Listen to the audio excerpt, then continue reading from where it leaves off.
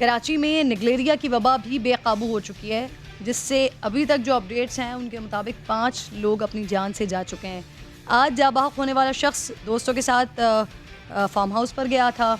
खदशा है ये हमला वहाँ हो, क्योंकि निगलेरिया ज़्यादातर पानी में फैलता है और इंसानी दिमाग को मुतासर करता है।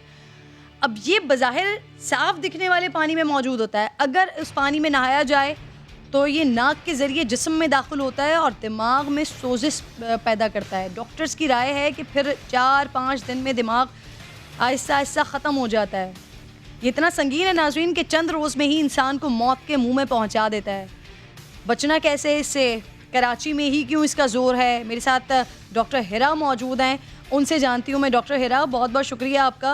कहते हैं कि क्लोरीन निगलेरिया से तहफ़्फ़ुज़ देती है, लेकिन Karachi water and sewerage board की रिपोर्ट में कहा गया है कि पंपिंग स्टेशन से मिलने वाले 70% पानी में या तो क्लोरीन होता ही नहीं है या फिर वो हल्की मकदार में होता है। क्या इसी वजह से कराची में ये बड़ा तेज़ी से फैल रहा है? और ये भी बताइएगा कि इसका सबसे ज़्यादा ज़ोर डिस्ट्रिक्ट सेंट्रल में क्यों है, हिरा? अच्छा, thank you Kiran for your question. मैं सबसे पहले तो इस बात पर रोशनी डालती चलूँ कि कराची सेवरेज बोर्ड की तरफ से एक क्लोरीन का ना होना, देखें क्लोरीन की कमी एक वैलिड रीज़न है इसका कि जी निगलेरिया यहाँ पे अफजाइश पाता है क्लोरीन की कमी की वजह से।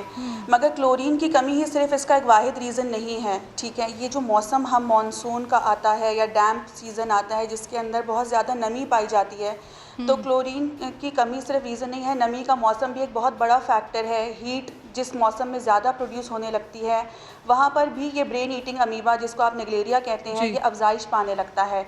अब जहाँ पर वाटर एंड सीवरेज बोर्ड की नेग्लिजेंस की सवाल आती है वहाँ ये है कि यहाँ पर हेल्थ डिपार्टमेंट, हम तो अपनी तरफ से पूरी कोशिश करते हैं कि जब ये मौसम आए हम यहाँ पर 3 फेजेज़ में काम करना शुरू करते हैं कि निगलेरिया आउटब्रेक से पहले हम यहाँ पर एक लेटर शाया करते हैं कि जी अब ये सीज़न की आमद है तो आपने क्लोरीन वाफिर मिकदार में वाटर में प्रोवाइड करना है, जो कि 1 ppm पर ml है। वाटर के अंदर क्लोरीन की मिकदार होनी चाहिए जो निगलेरिया के 99.9% बैक्टीरिया को किल कर देता है, ठीक है। अगर अब ये क्लोरीन अगर ना मिले यहाँ पे तो निगलेरिया अफजाइश पाने लग जाता है। अब नेचुरली जो वाटर सोर्स हमारी जो वाटर पाइप के थ्रू ये पानी टैप वाटर के अंदर या जहाँ जहाँ भी इसकी सप्लाई होगी और ये पानी यूजेज में आएगा तो ये अपना डैमेज करेगा। इसका डैमेज जो है वो सिर्फ नाक के ज़रिए है। अगर ये पानी मुंह के ज़रिए या कान के ज़रिए बॉडी के अंदर एंटर होता है तो ये इतना हार्मफुल, इतना डेंजरस नहीं है।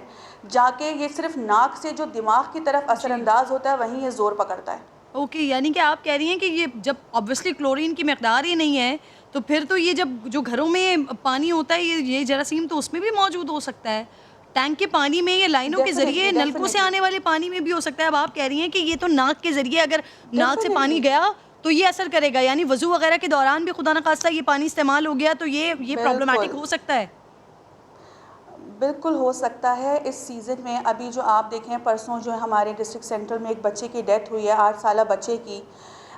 उसका भी हिस्ट्री यही था कि नाक के ज़रिए पानी, ये बहुत एक कॉमन फैक्टर है। अगर आप किसी भी केस स्टडी को स्टडी करें कि वज़ू के दौरान नाक से पानी गया एज अ मुस्लिम, हमारी कम्युनिटी के अंदर जब हम वज़ू करते हैं तो टैप वाटर के अंदर ये बहुत कॉमनली पाया जाता है।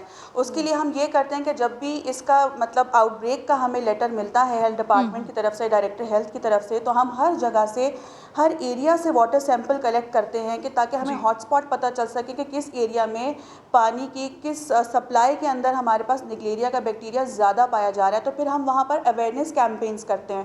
फिर एज अ टीम हम वहाँ पे क्लोरीन टैबलेट्स की डिस्पेंसिंग स्टार्ट करते हैं ताकि नुकसान से बचा जा सके, क्योंकि ये एक बहुत सीरियस आउटब्रेक होता है। एग्जैक्टली हिरा, मुझे याद है अच्छे तरीके से आज से तकरीबन 2 साल पहले एक बड़े मशहूर मारूफ नातखा थे, अपनी फैमिली के साथ गए थे वो पिकनिक पर, और जब वापस आए थे उन्हें शदीद बुखार हुआ था और बुखार के बाद अगले ही दिन विदिन 24 आवर्स उनकी डेथ हो गई थी। तो उसमें भी यही पता चला था कि एक तो सबसे बड़ा कॉज कि स्विमिंग पूल पर और यही वाला वेदर था, निगलेरिया पाया गया और उसके बाद उनके दिमाग को डैमेज किया और उनकी डेथ हो गई। तो मुझे बताइएगा इसकी अलामात क्या होती हैं, कैसे पता चलता है और कैसे फौरी तौर पर क्या क्योर किया जा सकता है? लाइक 24 आवर्स के अंदर अंदर ये पता चल सकता है?